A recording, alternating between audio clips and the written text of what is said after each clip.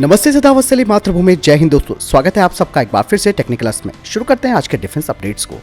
सेना के उत्तरी कमान के commander lieutenant general Upendra Dwivedi ने घाटी के 3 दिवसीय दौरे पर कश्मीर घाटी में सुरक्षा स्थितियों की समीक्षा की। साथ ही बताया जा रहा है कि सेना के कमांडर ने उत्तरी कमान की बागडोर संभालने के बाद कश्मीर के पहले दौरे पर वे पहुंचे थे। अधिकारियों ने बताया कि लेफ्टिनेंट जनरल द्विवेदी ने चिनार कॉर्प के वरिष्ठ अधिकारियों के साथ भी बातचीत की और नियंत्रण रेखा पर घुसपैठ को रोकने के प्रयासों की भी प्रशंसा की।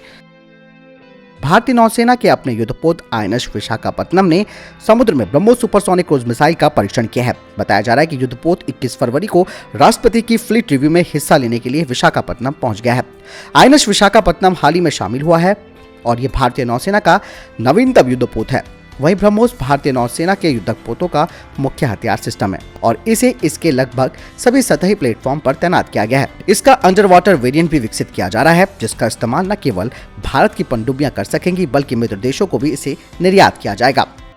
US आर्मी ने कहा है कि उन्हें कीनिया, भारत और लेबनान से MD-530 लाइट अटैक हेलीकॉप्टर के लिए इंटरेस्ट प्राप्त हुआ है और ऐसे में ये एक अच्छा विचार कहा जा सकता है, खासकर कि स्पेशल आर्म फोर्सेस के लिए जिन्हें MD-530 हेलीकॉप्टर की जरूरत भी है। ये हेलीकॉप्टर मल्टीपर्पज लाइट अटैक और रिकॉग्निजेंस हेलीकॉप्टर है और इसका इस्तेमाल स्काउट अटैक, आर्म स्क्वाड और क्लोज एयर अटैक क्षमता के लिए इसे डिजाइन किया गया है। इस हेलीकॉप्टर की लंबाई 9.8 मीटर है और ये 2.6 मीटर ऊंचा है।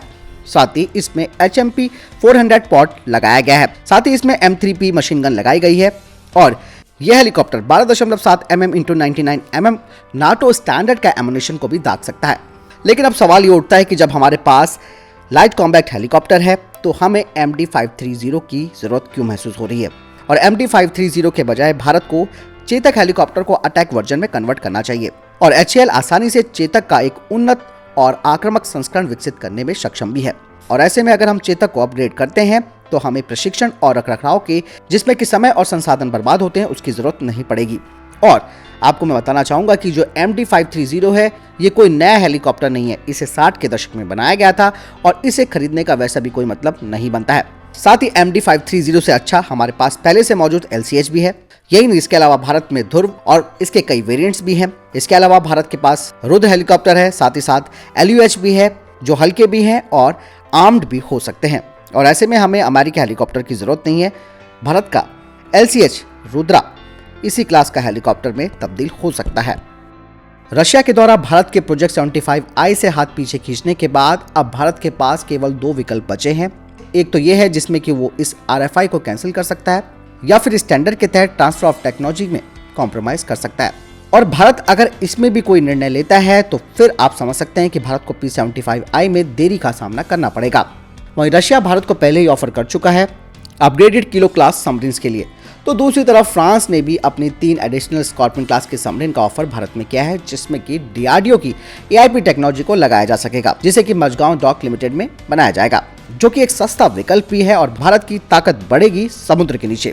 आपको बता दें कि दोस्तों इन दोनों ऑफर में से उन्नत 3 स्कॉर्पियन क्लास की सबमरीन रशियन पनडुब्बियों की तुलना में बेहतर विकल्प है, क्योंकि रशियन जो किलो क्लास सबमरीन है उनको ओवरहॉल करना एक महंगा विकल्प भी होगा और जो स्कॉर्पियन क्लास है वो पहले से ही उत्पादन में है भारत में और इसीलिए जो अधिकांश जो लागत आएगी वो भारतीय अर्थव्यवस्था में वापस आएगी। और सबसे बड़ी बात यह है कि दोस्तों DRDO के द्वारा जो AIP सिस्टम बनाया जा रहा है, अगर वो पूरी तरह से सफल हो जाता है तो उन्हें इन फ्रांस की पनडुब्बियों में लगाया जा सकता है, क्योंकि फ्रांस के द्वारा विकसित की गई पहली पीढ़ी की MES MAAIP का इस्तेमाल करना एक अच्छा विकल्प नहीं होगा, क्योंकि इसकी क्षमताएं अभी ज्ञात भी नहीं है।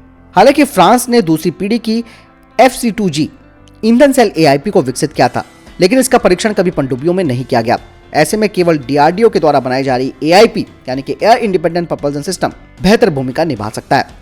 और आपको मैं बताना चाहूंगा कि स्कॉर्पियन पनडुब्बियों पर किलो क्लास की पनडुब्बियों का एकमात्र जो लाभ है यानी कि जो फायदा है वो है इसका आकार और अधिक टॉर्पीडो या फिर आप ये समझ सकते हैं कि मिसाइल ले जाने की क्षमता, क्योंकि किलो सबमरीन स्कॉर्पियन पनडुब्बियों के आकार में दोगुनी होती है। और एक और ऑफर जो मैंने आपको बताया भी था कि पनडुब्बी परियोजना में देरी से बचने का तरीका है, वो है फ्रांस की बारकूडा श्रेणी की सबमरीन्स को खरीदने का, क्योंकि ये परमाणु पनडुब्बी है।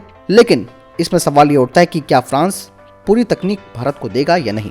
इसीलिए फिलहाल तो 3 जो एडिशनल स्कॉर्पियन क्लास के सबमरीन्स हैं वो ही एक बेहतर विकल्प है। आपको क्या लगता है दोस्तों, कमेंट सेक्शन में लिखकर जरूर बताएं। राफेल विमान की मेंटेनेंस, रिपेयर और ओवरहॉल यानी कि MRO जो फैसिलिटी है, जिसे कि डैसॉल्ट रिलायंस एरोस्पेस लिमिटेड मिलकर बनाएंगे, ज्वाइंट वेंचर के माध्यम से वो 2022 के अंत तक तैयार हो जाएगा और इस नई फैसिलिटी में 36 एयरक्राफ्ट का मेंटेनेंस ओवरहॉल भी किया जाएगा। इसके अलावा भविष्य में जो साउथ एशियन कंट्रीज है जो राफेल खरीदेंगी, उनकी भी मेंटेनेंस, रिपेयरिंग और ओवरहॉलिंग भारत में ही होगी। आपको बता दें कि रिलायंस इंफ्रास्ट्रक्चर एक बड़ा शेयर होल्डर होगा इस ज्वाइंट वेंचर में, जो कि डैसॉल्ट रिलायंस एरोस्पेस लिमिटेड के नाम से जाना जाएगा।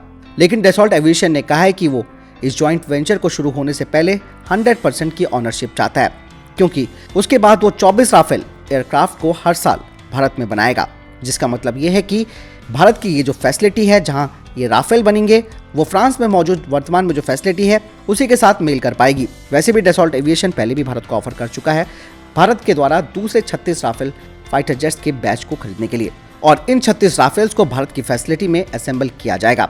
यही नहीं, डैसॉल्ट 114 MRFA टेंडर के तहत भी इन फाइटर जेट्स को भारत में बनाएगा, जिसमें कि लोकलाइजेशन काफी ज्यादा होगा। इसके अलावा ट्रांसफर ऑफ टेक्नोलॉजी भी फ्रांस भारत को देगा। दोस्तों, यदि भारतीय सेटअप हर साल 24 जेट वितरित कर सकता है तो ये बहुत अच्छा ऑफर है डैसॉल्ट रिलायंस के लिए MRFA टेंडर के तहत। आपको क्या लगता है? कमेंट सेक्शन में लिखकर जरूर बताएं। HAL और new space research and technology ने कैट्स इन्फिनिटी सूडो सैटेलाइट की फिजिबिलिटी स्टडी को पूरा कर लिया है। आपको बता दें कि सब स्केल प्रोटोटाइप ये केवल टेक्नोलॉजी को मान्य करेगा, जिसके बाद सूडो सैटेलाइट के फुल स्केल और हाई एल्टीट्यूड वाले वेरिएंट पर काम होगा और इसका डेवलपमेंटल ट्रायल अगले 4 सालों में पूरा हो जाएगा। तो दोस्तों, ये थे अभी तक के टॉप डिफेंस और स्पेस अपडेट। वीडियो के संबंध में कोई प्रश्न, जवाब, आपको कोई सवाल है, कमेंट सेक्शन में लिखकर जरूर पूछ सकते हैं। मिलता हूं नई वीडियो के साथ। चैनल सब्सक्राइब करना ना भूलिएगा। जय हिंद, वंदे मातरम।